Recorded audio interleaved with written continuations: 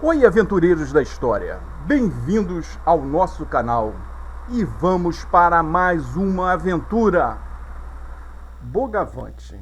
Afinal de contas, o que é isso? Bogavante são as lagostas, mas essa palavra era usada pelos soldados brasileiros para se referirem aos paraguaios, soldados paraguaios. Eles achavam o uniforme vermelho dos paraguaios parecido com as lagostas.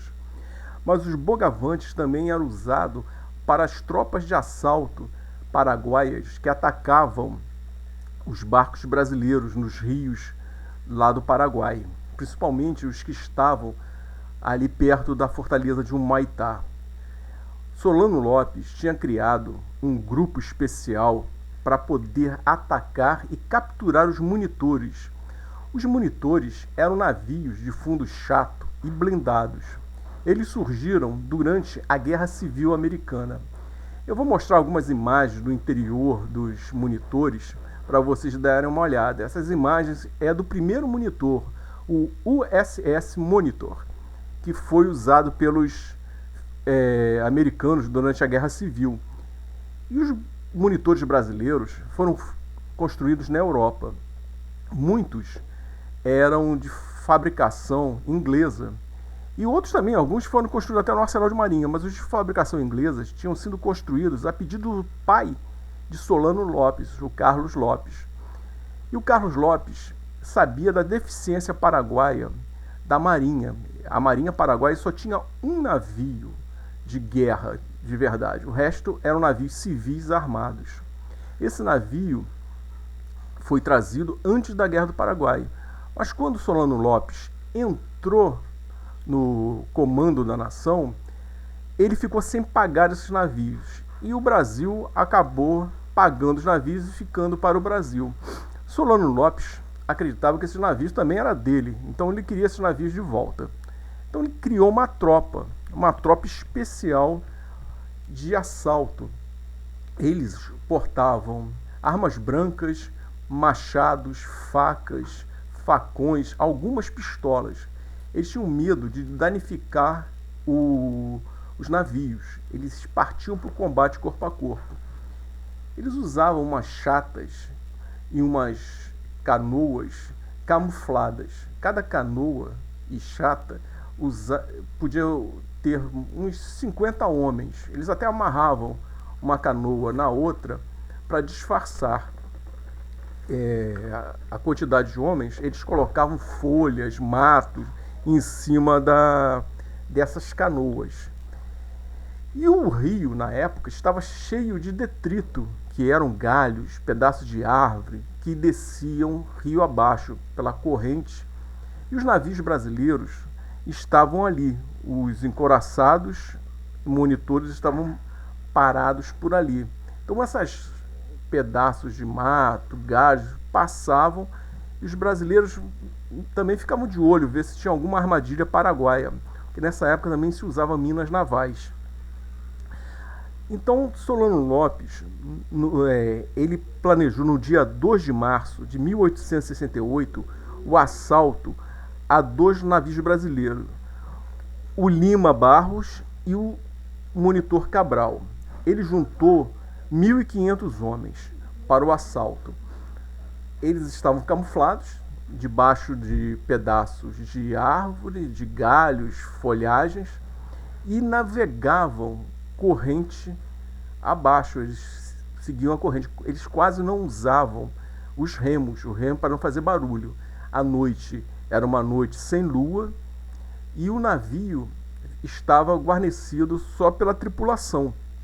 Essa tripulação ficava com as portas do navio abertas, que o calor era insuportável dentro de um navio desse.